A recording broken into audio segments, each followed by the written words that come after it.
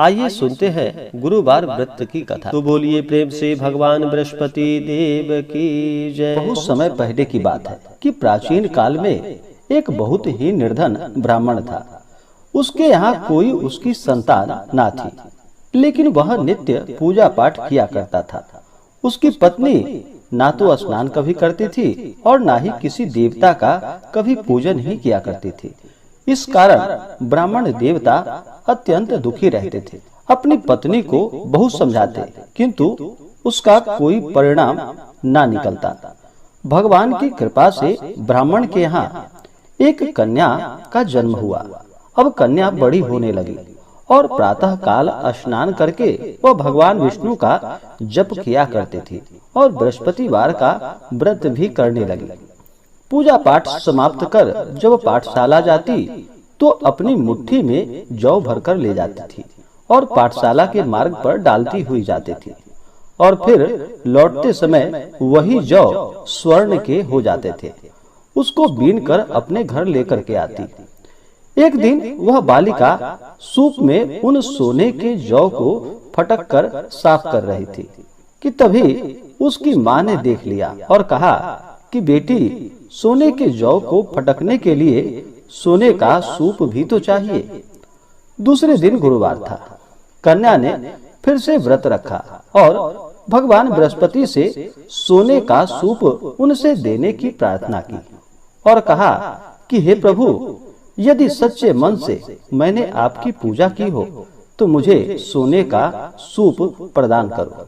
भगवान बृहस्पति देव ने उसकी प्रार्थना को स्वीकार कर लिया। अब रोजाना की तरह वह कन्या जौ फैलाती हुई पाठशाला चली गई। जब पाठशाला से लौटकर वह जौ बीन रही थी तो भगवान बृहस्पति देव की कृपा से उसे सोने का सूप प्राप्त हुआ। अब वह उसे अपने घर लेकर आ गई और अब उस सोने के सूप से सोने के जौ को साफ करने लगी, परंतु उसकी माँ का वही रंग ढंग रहा। एक दिन की बात है। कन्या सोने के सूप में जब जौ को साफ कर रही थी, उस समय उस नगर का राजकुमार वहां से निकल रहा था और राजकुमार कन्या के रूप और कार्य को देखकर वह उस पर मोहित हो गया। राजमहल में आकर वह भोजन तथा जल को त्याग कर उदास होकर लेट गया। राजा को जब राजकुमार द्वारा अन्न और जल त्यागने का समाचार प्राप्त हुआ तो वह अपने मंत्रियों के साथ अपने पुत्र के पास पहुंचा और पूछा कि हे बेटा, तुम्हें किस बात का कष्ट है? तुम्हें किसी ने परेशान तो नहीं किया या किसी ने तुम्हें कोई कष्ट तो नहीं दिया या तुम्हारा किसी ने अपमान तो नहीं किया अथवा कोई और कारण है? मुझे सब बताओ, मैं वही कार्य करूंगा जिससे तुम्हें प्रसन्नता की प्राप्ति हो सके। अपने पिता की बातें सुनकर राजकुमार बोला कि हे पिताजी, मुझे किसी बात का कोई दुख नहीं है। किसी ने मेरा अपमान भी नहीं किया है, परंतु मैं उस लड़की के साथ विवाह करना चाहता हूँ जो लड़की सोने के सूप में जौ को साफ कर रही थी। राजकुमार ने राजा को उस लड़की के घर का पता भी बता दिया और फिर राजा ने अपने मंत्री को आदेश दिया। मंत्री उस लड़की के घर गया। मंत्री ने ब्राह्मण के समक्ष राजा की ओर से निवेदन किया।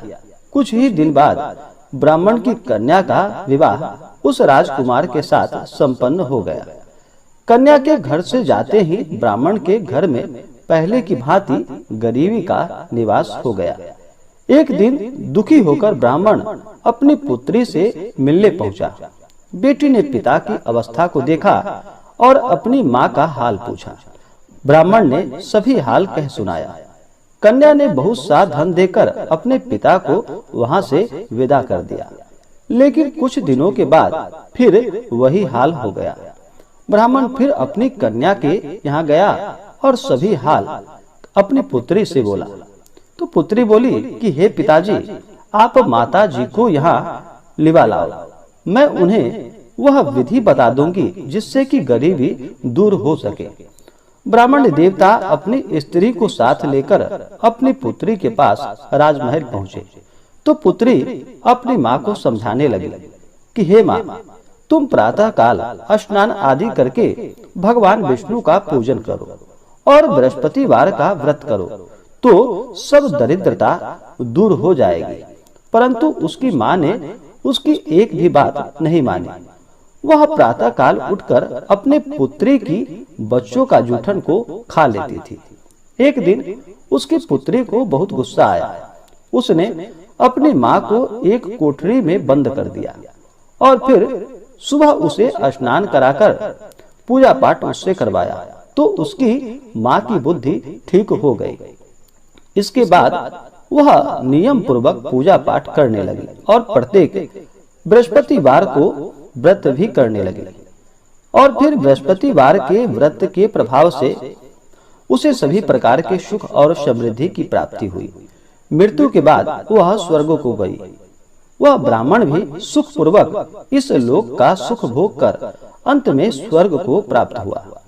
भगवान बृहस्पति देव सभी कामनाएं पूर्ण करते हैं जो सद्भावना पूर्वक बृहस्पतिवार का व्रत करता है एवं कथा पढ़ता है अथवा सुनता है और दूसरों को भी सुनाता है। भगवान बृहस्पति देव उसकी सभी मनोकामनाएं पूर्ण करते हैं। तो बोलिए प्रेम से भगवान बृहस्पति देव की जय।